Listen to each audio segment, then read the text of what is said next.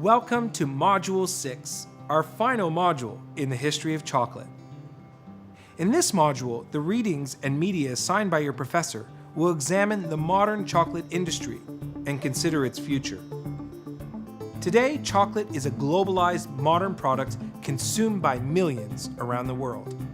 However, almost all of that consumption occurs in rich countries. The countries that produce the raw cacao, which is used in chocolate production, are almost all poor by comparison. The modern chocolate industry has come under increasing criticism over the past few decades. Despite the fact that chocolate as a whole is still incredibly profitable. For example, in 2012, chocolate was estimated to be an $83 billion a year industry. The cacao farmers themselves remain, for the most part, incredibly poor.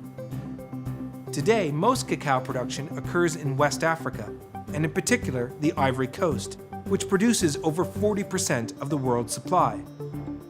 Most of the producers in Africa are small-scale farmers who sell their cacao to middlemen, who in turn sell it to the big chocolate conglomerates.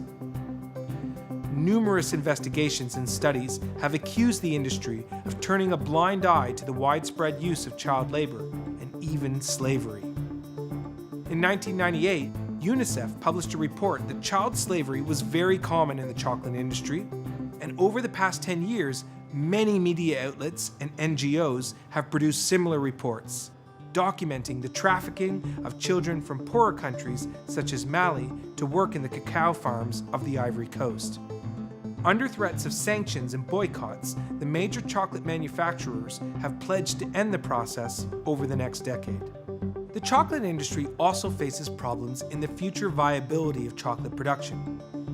As has been stated numerous times over the course, the cacao tree is very delicate and requires nearly perfect conditions to thrive. It is also very disease-prone. Cacao production in many parts of the world has been nearly wiped out by diseases such as witch's broom, which target the plant and destroy production. Global warming is also presenting an increasing threat to the industry. Some estimates suggest that the climate of many chocolate-producing countries will be incompatible with chocolate production due to climate change as early as 2030. All around the world, farmers have been abandoning cacao production for hardier plants to reduce risk and remain profitable. Yet at the same time, demand for chocolate has never been higher and grows each year. New markets such as China and India are helping drive rates of chocolate consumption up and up. This has led some commentators to suggest that the world is running out of chocolate. Scientists have been working on a solution, although not everyone is happy about it. New, hardier breeds of cacao, such as the controversial CCN51, may offer hope to the industry. However, this hope comes at a price. These trees are disease-resistant and easier to grow, but the chocolate that is made from them doesn't really taste like chocolate. At the very least, the taste is considered inferior and downright unpleasant by many. Nevertheless, the industry has been slowly adopting breeds such as this into their mixes, so much so that if you've had a chocolate bar over the past 10 years, you've probably had a bit of CCN51.